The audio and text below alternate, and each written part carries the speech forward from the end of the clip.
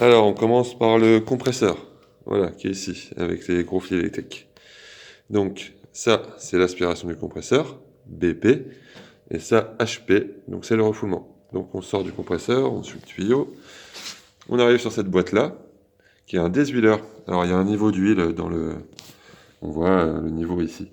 Il y a un niveau d'huile dans le compresseur. L'huile a tendance à se faire aspirer par le fluide frigorifique, donc elle retourne au compresseur grâce à cette le petit tuyau ici, grâce au déshuileur.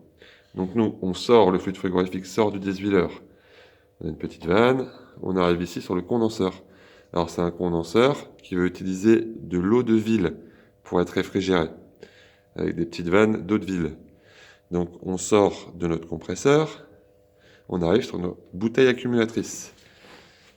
Alors, on a une petite verrine avec le niveau. Alors là, on peut voir la petite bille là qui est vraiment tout en haut. Donc la bouteille accumulatrice est pleine de fluide frigorifique, de R404A.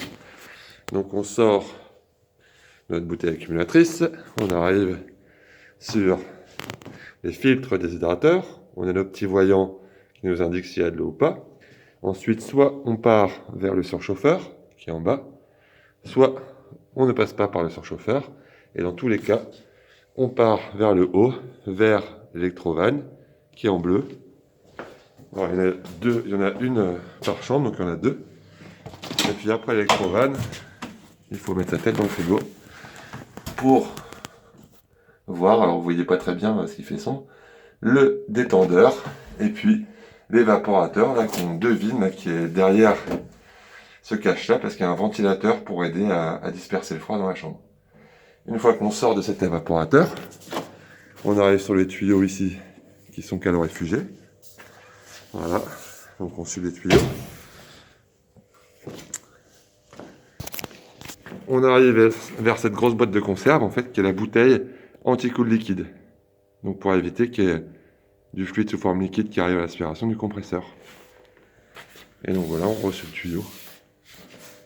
Et on arrive à l'aspiration du compresseur. Alors pour mettre en service, donc déjà, on vient disposer l'eau. On ouvre les trois vannes.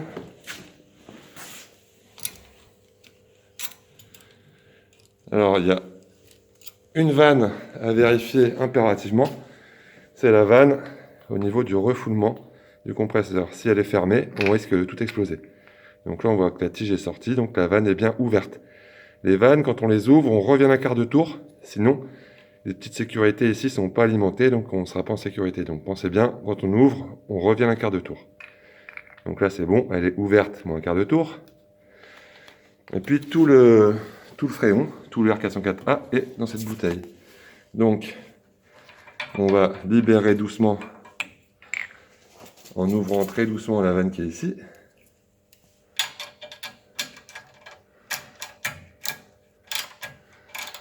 Une fois qu'on a ouvert doucement, on peut démarrer notre compresseur en ne faisant fonctionner que la chambre négative pour le moment. Voilà, c'est parti. Et une fois qu'on a fait ça, donc on surveille les pressions. On réouvre un petit peu ici pour pas que ça baisse trop. Et une fois que le compresseur est lancé, on va pouvoir ouvrir doucement cette vanne-ci.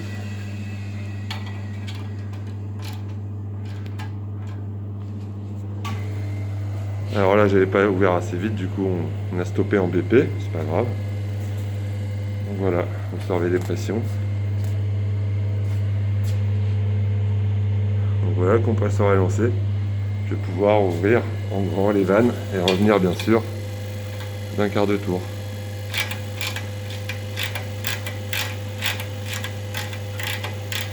Ouverte à fond et on revient d'un quart de tour.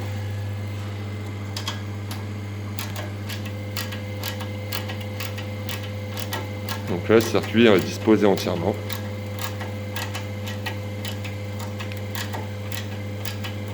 Donc j'ouvre à fond. Et je reviens d'un quart de tour. Alors ce qui nous intéresse, nous, c'est de tester le Pressostat HP qui est ici. Alors on a dit qu'il fallait, alors là pour l'instant on a 14 bars. La consigne de stop, elle est d'un peu moins de 20 bars. Et le différentiel, donc le cut-in, c'est 4 bars en moins. Donc normalement ça va stopper aux alentours de 20 bars, mais à 16 bars, ça va repartir. Donc on a dit qu'il fallait stopper la réfrigération. Donc on va fermer la vanne d'eau. Donc le condenseur va monter en température et la pression HP va monter. Donc sur celui-là c'est quand même assez rapide. Donc voilà, 15. Donc normalement 20 bars, un petit peu moins, 19 bars on va dire, ça devrait stopper.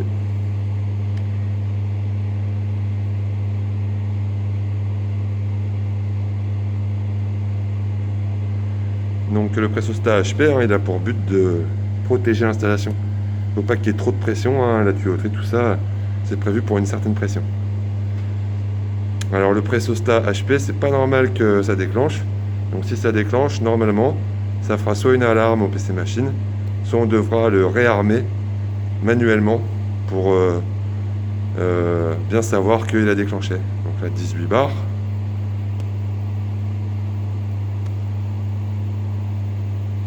Bientôt 19. Voilà. Donc le pressostat HP vient de basculer et il a stoppé le compresseur. Alors on a quitté l'alarme. Et là, on va remettre la réfrigération.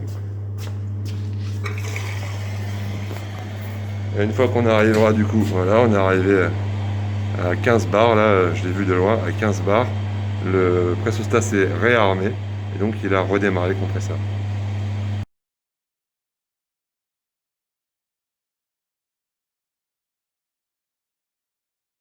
Alors là, je vais stopper l'installation. Donc pour stopper l'installation, il faut ramener tout le R404A dans la bouteille. Donc j'ai fermé la vanne de service qui était ici. Donc là, le R404 ne peut plus s'en aller. Et ça va en plus me permettre de tester le pressostat BP qui est ici, qui doit logiquement stopper aux alentours de, allez, un petit bar. Donc là, ça descend. 0,6. Voilà, 0,5, il a stoppé. Donc la pression remonte tout doucement. Je vais le faire stopper 2 fois. Une fois que ça a stoppé 2 fois, je vais pouvoir stopper l'installation avec le baco. Et puis isoler la deuxième vanne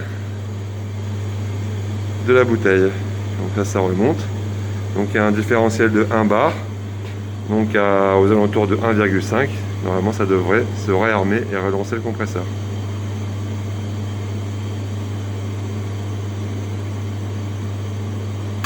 Voilà, le compresseur est reparti. Donc on attend un deuxième stop BP. Voilà, deuxième stop BP.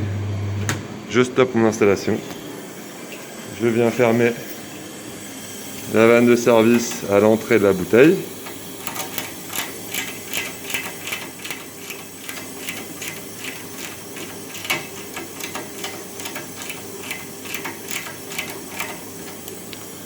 J'oublie pas de remettre le petit capuchon pour éviter les fuites. Et une fois que l'installation est fermée, je peux isoler le circuit d'eau.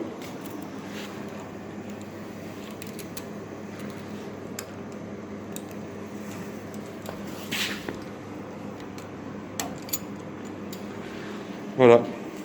J'espère que ça vous a plu.